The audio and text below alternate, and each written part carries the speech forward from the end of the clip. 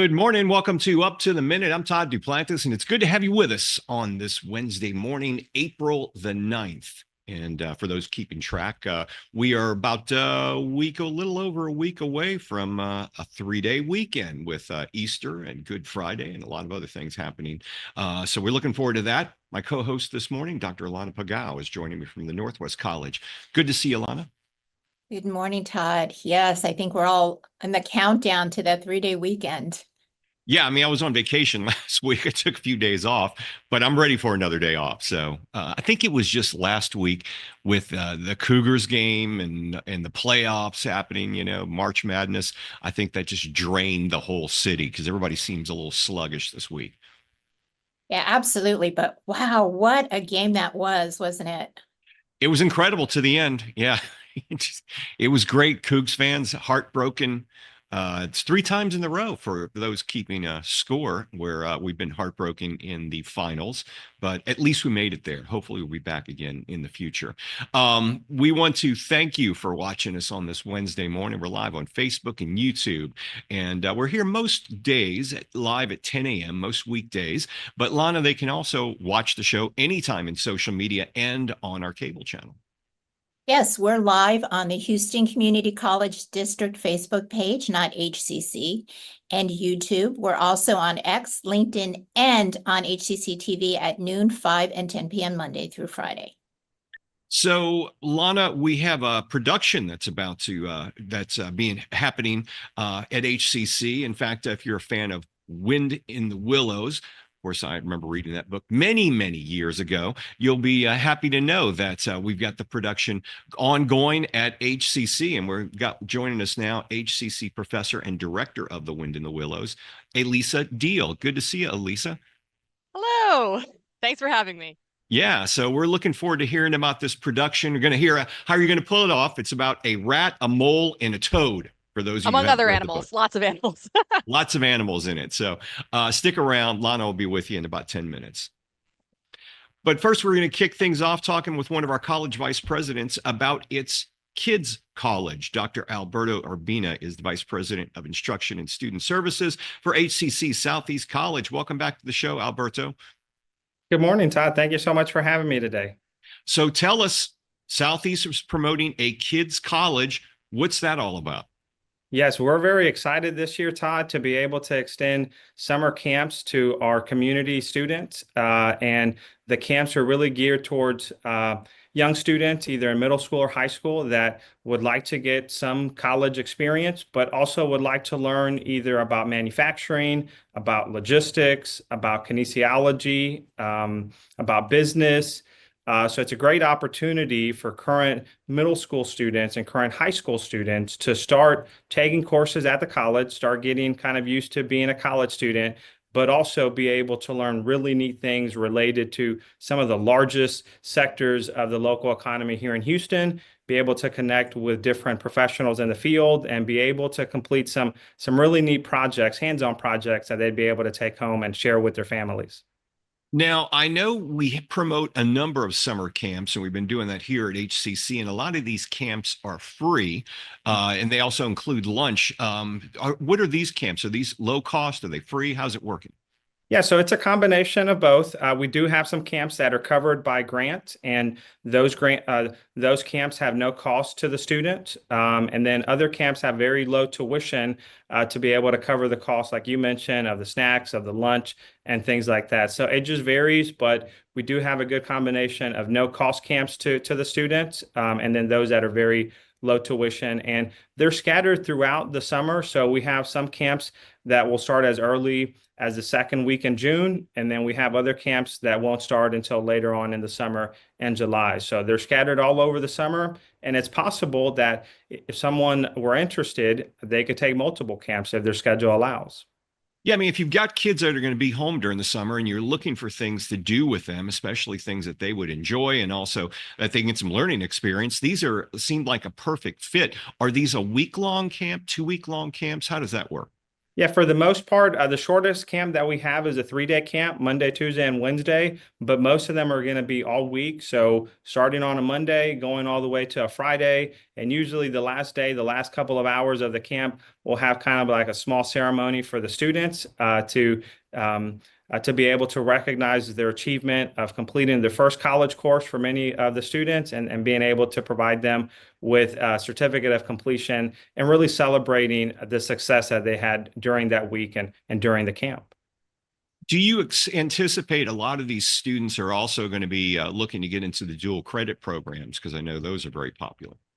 Yes, so we have quite a bit of dual credit programs at HCC Southeast and also across the HCC district. But yes, there's an opportunity for the students that participate in these summer camps to go back to their home school and be able to speak to their college and career counselor at their high schools, or maybe even in their middle schools, to be able to explore opportunities of partnering with Houston Community College so that they could take some credit bearing classes that would apply towards a level 1 certificate, or perhaps even a 2-year associate's degree.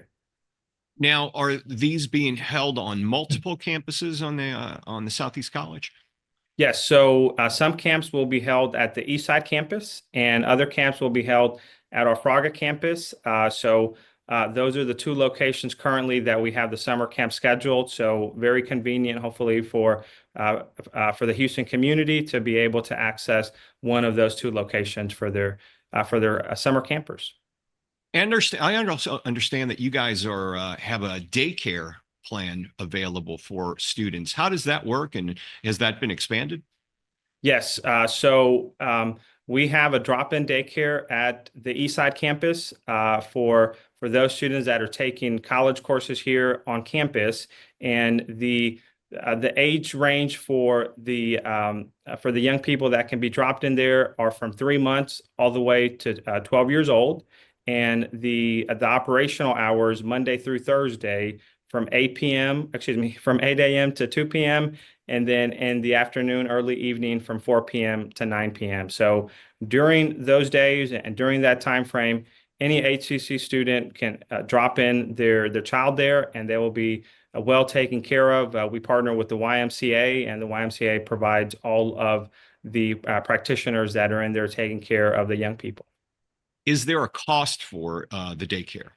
There is no cost. It is free Wow. to any HCC student. Incredible program.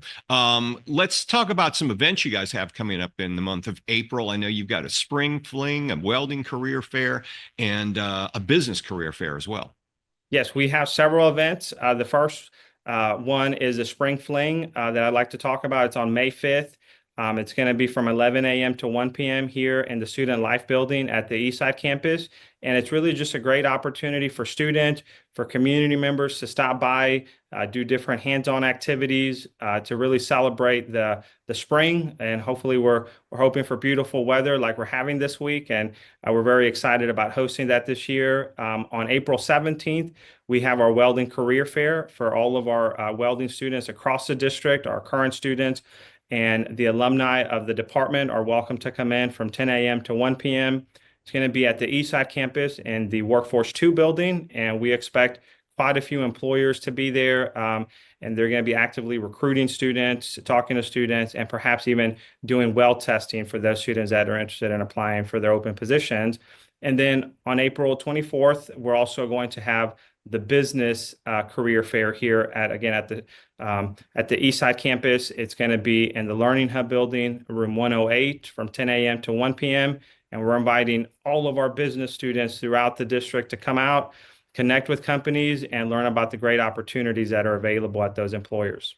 You mentioned the spring fling is May the 5th, also popularly known as Cinco de Mayo. Is that going to be any theme in there as well? Yes, absolutely. Absolutely. We have to incorporate that in there. But yes, it is on the May 5th, Cinco de Mayo. Student parent night. You guys are reaching out to high school students and their parents? Yes, that's going to be April 24th.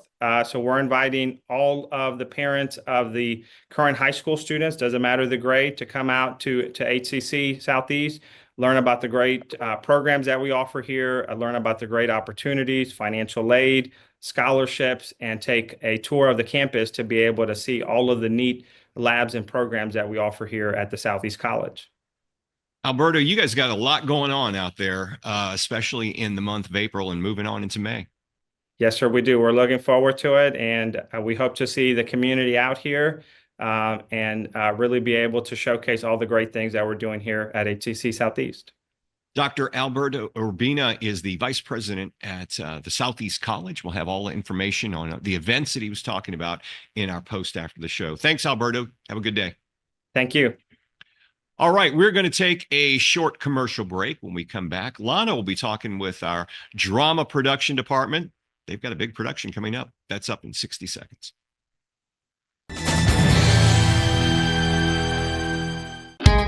At Houston Community College, we make your lessons matter. Open the door to real-world education, where passions become careers. Find out more at hccs.edu and let your success take flight.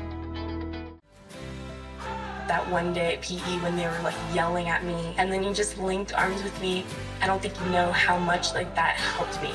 I finally like knew that I had somebody.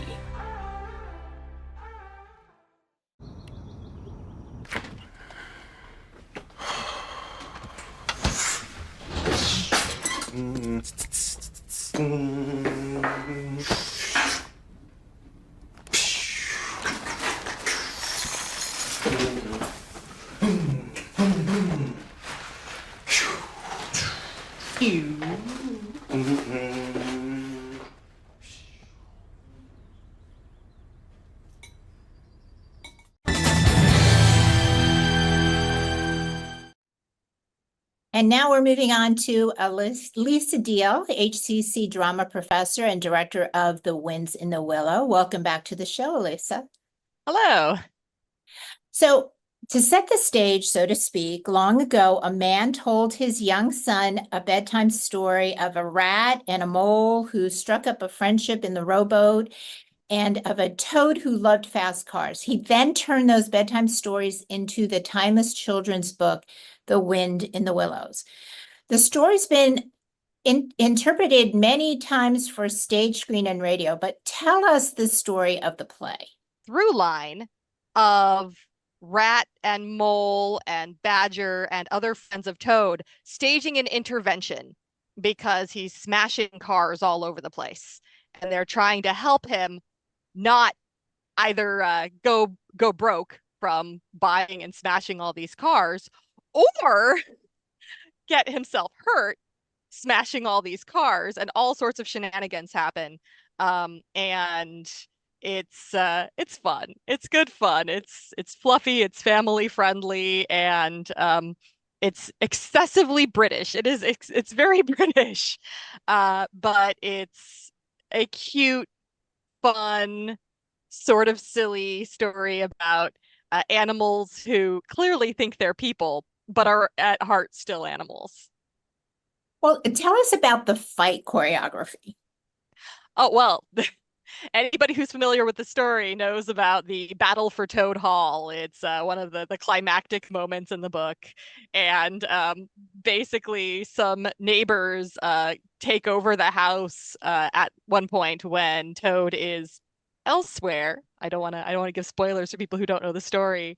And the Toad and his friends go in to take it back with sticks. They're ready to beat everybody out of the house. And in our production, the people at the banquet at this house just grab whatever's on the table, and the fight choreography is really fun and chaotic because one of the weapons is a baguette, one is a banana, one is a wooden spoon. So the people who came in prepared to fight all have like uniform stick cudgels, as they're called in The Wind in the Willows.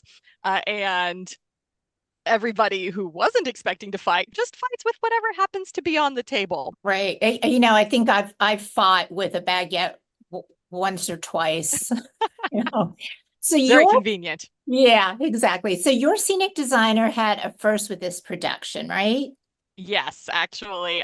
The wings of the stage in the black box at Stafford are black, usually, because that's just the color we paint the wings of theaters as a general rule.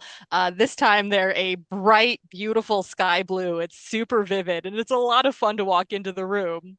And it's really conceptually interesting because it's the walls of the children's bedroom who are being told this bedtime story kind of bleeding into the world of the story. Like it becomes like the real sky in their world, whereas it's a decoration in the children's bedroom. So it's very cool to look at.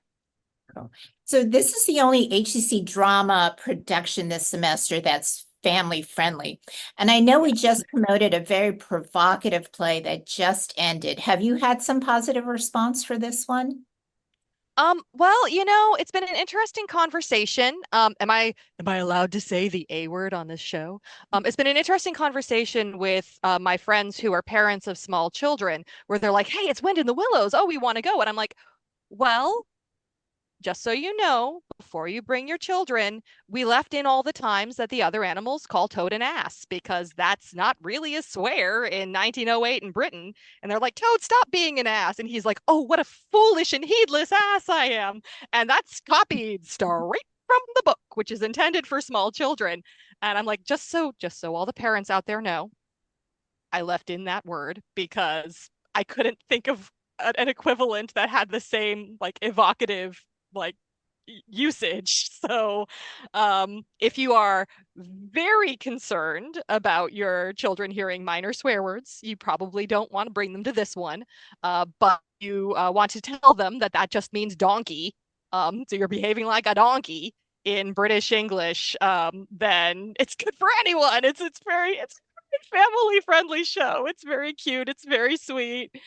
There's a lot of community and friendship and love in the story, and I think it would be enjoyable for all ages, as long as you don't object to what in American English might be considered a minor swear word.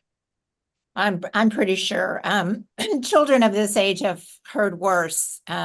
Oh, I Than a expect donkey. so, but I don't want anybody being upset at us. They're like, "You said we could bring our children." And I'm like, "Okay, well, Right.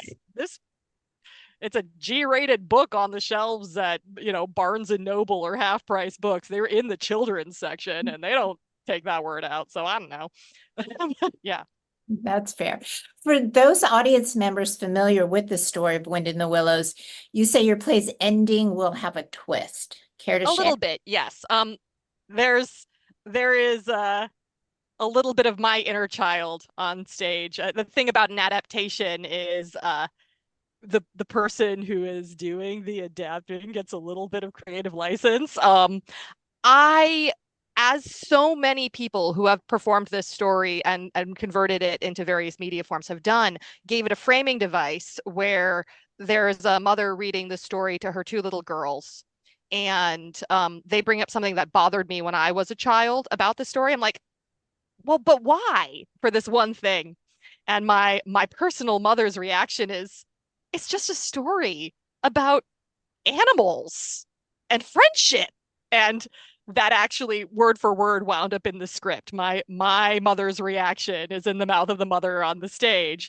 But the little girl has this sticking point that was mine when I was a kid, where a certain small thing about the show bothered her. So the whole family invades the show in the second half and become characters in the story of Wind in the Willows as they make very minor fixes. So the fans of this story probably won't be upset. It's not substantially different. But the small things that I'm like, but in real life that wouldn't happen, when I was a child and actually cared about those things, did find their way into our interpretation. And so I don't think people who've never seen the story before would even notice. And the people who do know the story probably won't mind. It's that small. But our ending is a little bit different. A little bit different from in the book and in most of the media you've seen. Oh, that's pretty awesome. So of all the plays, why did you choose to bring kind of a family-friendly story to the stage? Well, I have always enjoyed The Wind in the Willows. It was very popular with my generation. I mean, there was a Disney movie, I think in the 30s. It's been around for a long time. I personally used to watch it on Halloween's because it was on the same VHS cassette as The Legend of Sleepy Hollow. So we would just watch the whole thing. But I think that it's fun to do something stylistically interesting every now and again, especially when we're doing more realism and like down to earth, straightforward modern productions elsewhere. Also, we have a very limited budget, and the other two plays were firmly within copyright. And we looked at the numbers, and one of them had to be public domain, and I had one that I like, so we went with it. So that's definitely an edge. So part of it is that I like the story, and part of it is I didn't have to pay for the rights. So yeah. Yeah, that's always a factor, isn't it? It can be. And again, it's not that we can't per se. It's just that 2 out of 3 is kind of the upper limit. Okay. Well, thank you, Elisa Diehl, HCC drama professor and director of The Wind in the Willows, and we'll have your info on our post after the show. Wonderful. Thank you. Thank you. And coming up after a quick commercial break, Todd and I will return with some news and announcements.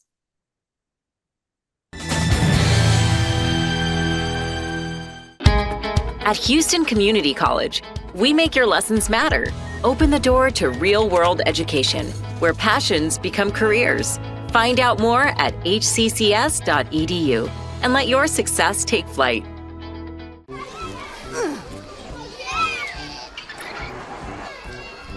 If you love them enough to crawl into a play place to get them to come down, then surely you'll check nhtsa.gov/the right seat to make sure they're in the right car seat. Today I'm going to talk to you about physics. Come on in, girls. Let's go. This is the first rocket to get humans to Mars. Really tall. I'm a rocket structural engineer, designing and building parts of the rocket. You are the generation that will be stepping foot on Mars. Do I have a group of astronauts on my hands? Yes. You can become a rocket scientist or whatever else you want to be. Welcome back to Up to the Minute. I'm Todd Duplantis, and we've got a few announcements of some things happening across the district. We've got a billiards tournament coming up. Want to go shoot some pool? Well, Rec Sports Life has got a tournament to offers pool for fun and a grand mystery prize. What is that? Well, it's a mystery. And it's a prize. See if you can win it. 1 to 3 p.m. This coming Monday, April the 14th. It's at HCC's Eastside Student Life Center game room. Check our posts for more information on that. And we've got a Classroom to Career series, and that's upcoming at the Central Campus, Solana. Yes, Alumni Classroom to Career series. It's with the recruitment game having changed, with resumes now being screened by robots and AI. The HCC Alumni Association will continue its Classroom to Career series with the Future of Hiring Resume Optimization for ATS Success. Attendees can unlock the secrets to landing a dream job by decoding the applicant tracking system. And that is Tuesday, April 15th at 10 a.m. at HCC Central. It's free. So check out our post after the show for more info. Talent Engagement is taking their show on the road. To successfully get a new job, you'll need the appropriate skills, experience, branding, and qualifications. This course is designed to help you navigate your career here at HCC. It's 11 a.m. to noon, Tuesday, April the 15th at HCC's Coleman College, room 109. Check our post after the show, and we'll have more information on that. And looks like there's a dance concert coming up as well. Yeah, the annual HCC Dance Concert featuring choreography from faculty, guest artists, and students will be held later this month and will be led under the direction of Maggie Lasher. And that's 7:30 p.m. Wednesday and Thursday, April 23rd and 24th at HCC Central Heinen. It's free and registration is encouraged but not necessary. So check out our post after the show for more information. Join HCC's Northeast College for a fun-filled day at the Northline campus. The Northline Community Fair, you can explore exciting career pathways, connect with student services, and enjoy family-friendly activities. It's happening 9 a.m. to 1 p.m. Saturday, April the 26th at HCC's Northline campus. And registration, Lana, for this summer is underway already. Yeah, it's ongoing, so make the most of summer by locking in classes to stay on track. HCC classes are still offered in a variety of programs, semester lanes, and a range of modalities, including online anytime, online on a schedule, hybrid in-person, and hybrid labs. To learn more about HCC programs, start dates, and options to cover costs, go to hccs.edu/apply. So tomorrow's show, it is Thursday Family Fun Day. We'll be joined by one of our own production specialists who works at the Moody Mansion in Galveston. He'll be talking about that. And later this week, we'll preview the annual Sense of Belonging event. All that and more before we get to the weekend. Lana, we'll see you next week. Have a great week, Todd. All right, you too. And we'll see you all tomorrow live at 10 a.m.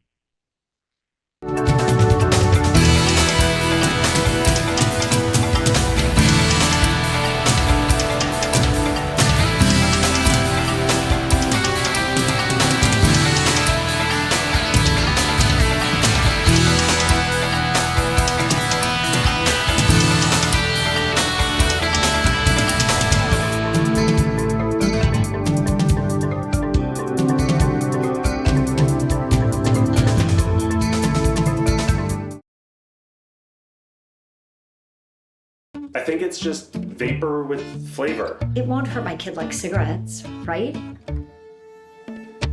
Vaping is safer than smoking, isn't it? There's really not even that much nicotine in them, right? My kid? My kid knows it's dangerous. Get your head out of the cloud. Today, nearly 8,000 kids will start vaping, maybe even yours. Learn about the dangers at talkaboutvaping.org. My daughter started making necklaces. She makes what we call affirmation fashion. I tell her every day that your black is beautiful. Your black is beautiful. Your black is beautiful. And if there's anything better than being beautiful, it's being smart. And if there's anything better than being smart, it's being kind. And reaffirming that every day is our method of making sure her chin never drops. If you're buzzed and doing this to make yourself feel okay to drive, you're not okay to drive. If you love them enough to crawl into a play place to get them to come down, then surely you'll check nhtsa.gov/the right seat to make sure they're in the right car seat. Our individual voices are powerful, but not everything has a voice. Let us be a voice to the voiceless. The caretakers our home deserves. If there's one thing we've learned, it's that when we all come together, the sky is the limit. It's time to speak up for nature. St. Jude is your security blanket. The support is always there. And the staff becomes family. Coming here and receiving treatment that was life-saving for our child, of no cost to us, was a huge weight lifted. That was God placing people in the right place at the right time to make sure Ashton is okay, to be here and live the rest of her life.